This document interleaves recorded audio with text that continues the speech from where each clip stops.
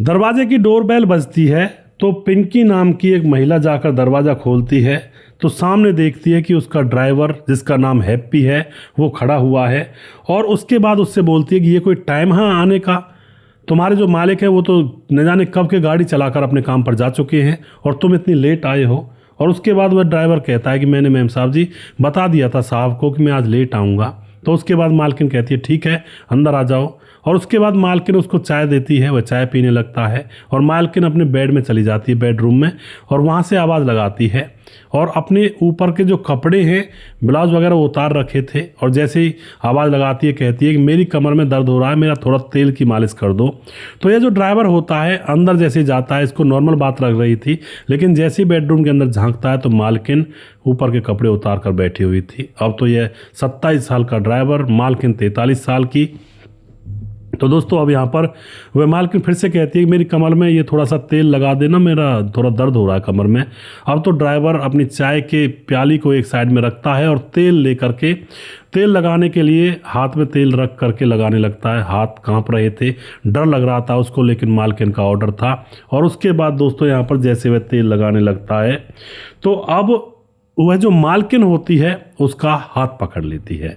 और उसके बाद जो यहाँ पर होता है दोस्तों, एक हत्या होती है इस कहानी के अंदर, और बड़ा ही एक दिलचस्प मामला होने वाला है। और इससे सीख मिलने वाली है कि बाहरी लोगों को घर के अंदर कितनी परमिशन होनी चाहिए घर के अंदर आने तक की, नौकरों को, ड्राइवरों को, या फिर किसी बाहरी व्यक्ति को। इसके बारे में जानकारी पूरी यहाँ पर आपको मिलने वाली है। वीडियो को लास्ट तक जरूर देखा करें, इनसे हमें बहुत कुछ जानकारी मिलती है दोस्तों। आज का समाज के अंदर जो घटित हो रहा है उन चीज़ों के बारे में ज्ञान मिलता है। नमस्कार, मैं हूं सुदेश कुमार और तिरछी बात चैनल में आपका स्वागत है। यह घटना पटियाला में रहने वाले एक कपल के साथ घटित होती है। पवन कुमार नाम का एक शख्स, जिसकी उम्र होती है 48 साल, यह पटियाला में रहा करता है और बहादुरगढ़ में पाइप की फैक्ट्री खोली हुई है इन्होंने। इनके घर में इनकी पत्नी पिंकी, जिनकी उम्र होती है 45 साल, इनके 2 बच्चे हैं जो कि बड़े हो चुके हैं और पढ़ने के लिए बाहर विदेश गए हुए हैं। एक लड़का है, एक लड़की है, और घर पर ये दोनों पति पत्नी ही रहा करते हैं और कोई टेंशन नहीं है, पैसों की कोई दिक्कत नहीं, कंपनी चल रही है और घर पर दोनों पति पत्नी आराम से रहते हैं। अब जो पवन होता है कारोबार के सिलसिले में ज़्यादातर घर से बाहर रहा करता, सुबह का जाया करता, शाम को थका हारा आया करता, आते ही सो जाया करता। और ऊपर से जो पति है, अब वह इस तरह से बात नहीं करता था अपनी पत्नी से जैसे कि वो जवानी में किया करते थे, थोड़ा थका हारा। और ऊपर से पवन कुमार को अब डायबिटीज़ भी हो गई थी, तो वह जब अपनी पत्नी से बातचीत करता या उसके साथ प्रेम प्रसंग बनाता रात को, तो वो परफॉर्मेंस नहीं दे पाता जो एक जवान लड़का एक औरत के साथ संबंध बनाकर दे पाता है। तो यहाँ पर अब जो पति होता है वह थोड़ा सा उसकी परफॉर्मेंस कम हो जाती है। तो जो पिंकी होती है वह अभाव में थी, उसकी अंतर मन की जो वासना थी वो उसके पति से पूरी नहीं हो रही थी। वह सोच रही थी कि कोई लड़का जवान होता या मेरा पति जवान हो जाए दोबारा से तो फिर मुझे टेंशन नहीं होगी, लेकिन ऐसा तो होता नहीं है दोस्तों। उम्र जब निकल जाती है, कोई बुढ़ापे में जवान तो हो नहीं सकता। अब जो ये लड़की, जो औरत होती है, लड़की कहाँ औरत है 45 साल की, अब यह इधर उधर देखने लगती है कि कोई ऐसा लड़का मिले जिससे मैं अपनी वासना को तृप्त कर सकूं। इसके अंदर तो अब दम कम रहा नहीं है, पैसे का क्या मैं अचार डालूंगी, पैसा तो ये खूब कमाते हैं। अब दोस्तों क्या होता है, जो पवन कुमार होते हैं वह ज़्यादा बीमार थे थोड़े से, तो एक ड्राइवर रख लेते हैं जिससे कि उसको काम में हेल्प मिले। दोस्तों ड्राइवर जो रखा था वो ये कंडीशन थी कि भाई गाड़ी भी तू ही चला कर लेकर जाएगा और चला कर लाएगा, ले जाएगा, और दूसरी बात दिन भर मेरे साथ रहेगा, कोई काम धाम जो मुझे करवाना होगा वो भी करना होगा। यानी कि ड्राइवर प्लस नौकर, ऐसा आदमी चाहिए। तो वह तलाश करने लगते हैं तो एक हैप्पी नाम का लड़का मिल जाता है जिसकी उम्र होती है 27 साल। वह ड्राइवरी भी जानता था और वह इसके साथ काम करने के लिए भी तैयार था। मालिक ने कह दिया था कि भाई मेरे पास जो टाइम की पाबंदी है वो उसके ऊपर मत चलना, या तो सुबह के जा रहे हैं दोपहर को तो हम वापस आ जाएं, या फिर सुबह 6 बजे के गए हैं तो रात को 10 और 12 बजे तक भी वापस ना लौटें। तो ये हमारा सिलसिला होता है, बिजनेसमैन हूँ मैं, कोई ये तो है नहीं फिक्स नौकरी है मेरी।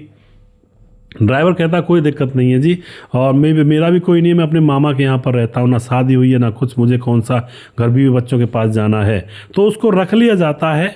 और जो ड्राइवर होता है वो सुबह सुबह रोज़ 6 बजे उस अपने मालिक के साथ चला जाया करता, और वहीं पर थोड़ी दूर पर उसका घर था मामा का, वहीं पर वह रहा करता था। और शाम को कई बार 6 बजे कई बार 8 बजे वह वापस सेठ जी को लेकर उसके घर पर छोड़ता और वह अपने घर पर चला जाया करता। इस तरह से यहाँ पर हैप्पी का काम चल रहा था। अब हैप्पी जो कि जवान था, 27 साल उसकी उम्र थी, जो 45 साल की पिंकी होती है, यानी कि जो मालकिन होती है, हैप्पी की तरफ अब अपनी नज़र टिकाने लगती है, क्योंकि वह पहले से ही परेशान थी। पति की परफॉर्मेंस नहीं निकल पा रही थी, एवरेज और माइलेज बिल्कुल ही नहीं दे रहा था। तो वह अब हैप्पी की तरफ देखने लगती है कि अगर काश ये मेरी बातों में फंस जाए या फिर ये मेरी वासना को पूरा कर दे, तो फिर उसके बाद ज़िंदगी में एक नया और अलग ही उत्साह होगा, नई उमंग होगी। लेकिन अभी वह उससे बातचीत नहीं करती है, मन ही मन प्लानिंग बना रही थी। धीरे धीरे समय गुजर रहा था। एक दिन की बात है, हैप्पी सुबह सुबह लेट आता है, और जो मालिक होता उसको बहुत ज़रूरी काम था, वह निकल चुका था। जबकि हैप्पी ने पहले ही फ़ोन कर दिया था, मालिक मैं आज 9 या 10 बजे पहुंचूंगा, और तब तक आप रुक सकते तो रुक जाना, मुझे बहुत ज़रूरी इमरजेंसी काम है। तो मालिक सोचता है कि इसके इंतज़ार में क्या रुकूं, खुद ही गाड़ी चलाकर ले जाता है। पीछे से 9-10 बजे के आसपास यह हैप्पी पहुंचता है घर, और घर पर जब दरवाज़ा खटखटाता है तो मालकिन, जिसका नाम पिंकी है, वह दरवाज़ा खोलती है। और फिर उसके बाद वही होता है जो मैंने कहानी के स्टार्टिंग में आपको बताया। पिंकी दरवाज़ा खोलती है, सोचती है कि आज मौका है, और उसके बाद उसको चाय पीने के लिए देती है और पूछती है खाना खाओगे, मैं खाना भी बना रही हूँ। और वह कहता नहीं मैम साहब, मैं खाना तो नहीं खाऊंगा, आप बना दीजिए, मैं सेठ जी के लिए ले जाऊंगा। तो उसके बाद यही तय हुआ था कि भाई पीछे से खाना ले आएगा, वो लेट आएगा। तो अब जो पिंकी होती है अपने ऊपर के कपड़े निकाल करके अपने बेडरूम में बैठ जाती है, हाथ में तेल की शीशी थी, और एकदम से बुलाती है कि हैप्पी थोड़ा अंदर आओ, मेरी कमर में थोड़ा तेल लगा दो, बहुत ज़्यादा दर्द हो रहा है। यानी कि तेल लगाने के लिए नौकर मिला है, वो भी ड्राइवर। पति भी होता है, रात भर था, उससे भी लगवा ले सकती थी।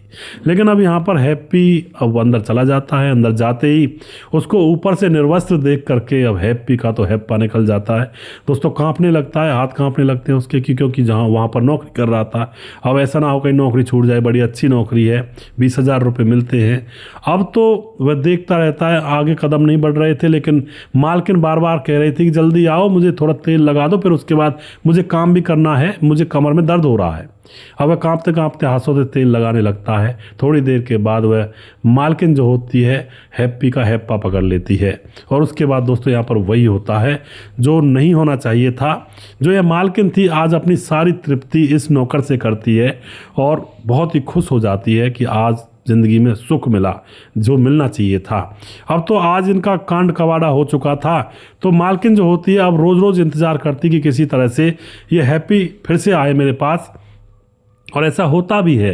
हैप्पी जब मालिक को लेकर के रात में पहुंचता है 10 बजे या 11 बजे, तो उसका मालिक ये कह देता है कि अब तू घर कहाँ जाएगा, यहीं दूसरे कमरे में जाकर सो जा। और ऐसे ही अब वह सोने लगता है। तो जैसी रात होती है, मालिक तो हारा थका सो जाया करता, तो हैप्पी के पास उसकी जो मालकिन थी पिंकी, वो धप्पा करने के लिए आ जाया करती रात को, और फिर वो अपनी तृप्ति को मिटाया करते, और फिर वो चुपचाप अपनी अपनी जगह सो जाया करते। लेकिन ये मामला रोज़ रोज़ का नहीं था, क्योंकि रोज़ रोज़ थोड़े ही लेट आएंगे।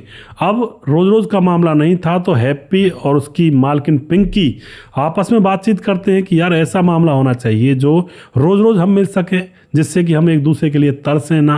तो ये प्लानिंग कर लेते हैं। और जो हैप्पी था वह अब मालिक से कहता है, मालिक साहब, जैसे मालिक को लेकर आया था शाम को, मालिक साहब मैं मामा के यहाँ पर रहता हूँ और थोड़ी वहाँ पर दिक्कत होने लगी है, उनको पता नहीं क्या लग रहा है, उनको ऐसा लग रहा है कि मैं उनके वहाँ पर ना रहूँ, और क्या मैं यहीं पर रह सकता हूँ।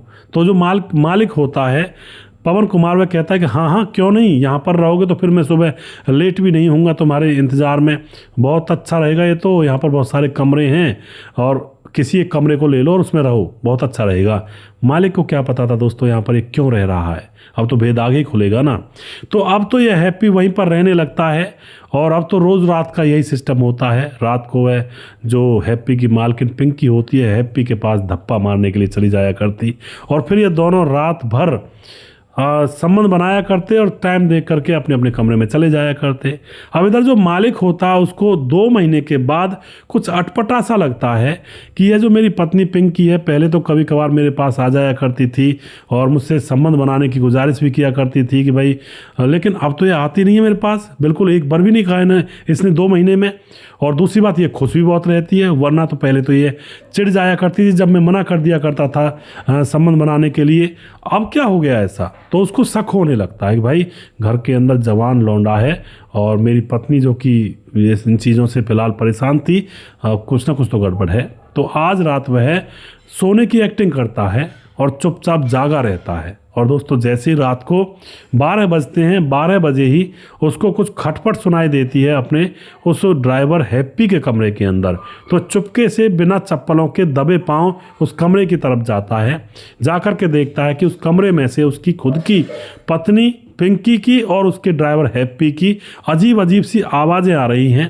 तो वह खिड़की से झांक कर देखता, क्योंकि बरामदे में लाइट बंद थी और अंधेरा था और कमरे के अंदर लाइट चालू थी। तो बरामदे में से चुपके से वह अंदर की तरफ देखता है और तो देखते ही वह एकदम से सन्न रह जाता है। दोस्तों उसकी पत्नी पिंकी निर्वस्त्र हालत में हैप्पी के साथ गंदा काम कर रही थी। अब यह देखते ही वह उस समय तो कुछ नहीं कहता है, वह सोचता है कि मेरी बेटी की भी शादी होनी है, बेटी भी जवान हो रही थी शादी के लायक, और मैं ये हल्ला मचा दूंगा तो फिर यहाँ पर मेरी बेटी की शादी में विघ्न पड़ेगा। तो वह चुपचाप जा कर के लेट जाता है, ना अपनी पत्नी से कुछ कहता है ना ही अपने ड्राइवर से कहता है। क्योंकि दोस्तों सेठ लोग बहुत माइंडेड होते हैं, वो हर चीज़ को बड़े तरीके से लेते हैं, सलीके से लेते हैं। अब यह कंपनी में जाता है तो उसका छोटा भाई भी था सूरज, वह भी उसके साथ कंपनी में पार्टनर था लेकिन अलग रहा करता था।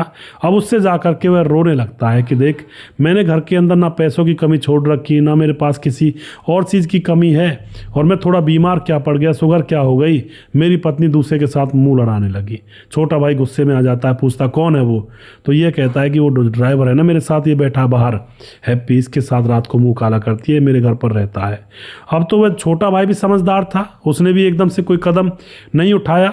उसने अपने बड़े भाई से कहा कि ऐसा करो, इसको निकाल दो और तरीके से निकालो, ऐसे नहीं एकदम से निकाल दो, तरीके से निकालो कि भाई मुझे कुछ काम करवाना है घर में और तुम कहीं दूर जगह पर रह लो दूसरे घर में, और किराया मैं दे दिया करूँगा उस घर का रहने का। तो यही बात होती है दोस्तों। 1-2 दिन के बाद अब जो ये सेठ होता है पवन कुमार अपने ड्राइवर हैप्पी से कहता है कि हैप्पी, मुझे कुछ घर में रेनोवेशन करवाना है, काम करवाना है, तुम ऐसा करो कहीं और जगह कोई घर मकान कोई कमरा ले लो, मैं तुम्हें पैसे दे दिया करूँगा उसके किराए के और तुम वहाँ पर रह लो। अब ये जो हैप्पी है कह तो सकता नहीं था कि भाई मैं यहाँ पर मज़े से रह रहा हूँ, वहाँ पर मज़े नहीं आएंगे। अब वह फिर परेशान सा हो जाता है, पत्नी भी कुछ नहीं कह पाती है और उसके बाद हैप्पी को अलग से घर में रहने के लिए छोड़ दिया जाता है।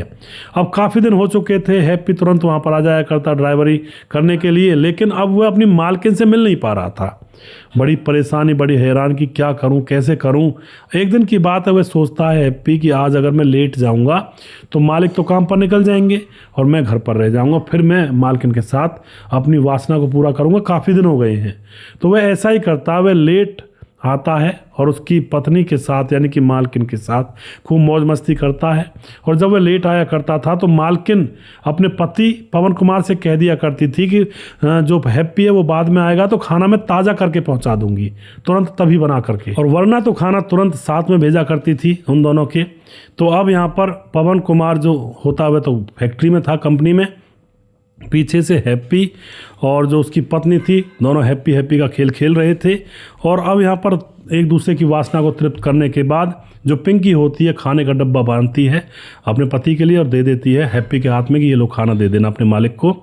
हैप्पी पहुंचता है कंपनी में, अब लेट हो गया था, तकरीबन 12 बज गए थे, 10 बजे तो वह आया था।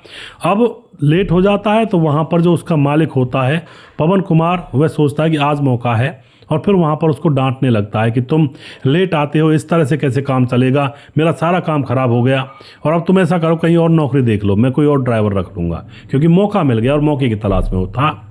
अब तो यहाँ पर जो पवन कुमार होता है उसने पहले से ड्राइवर सेट कर रखा था और इस हैप्पी को नौकरी से निकाल दिया जाता है, दूसरे ड्राइवर को रख लिया जाता है।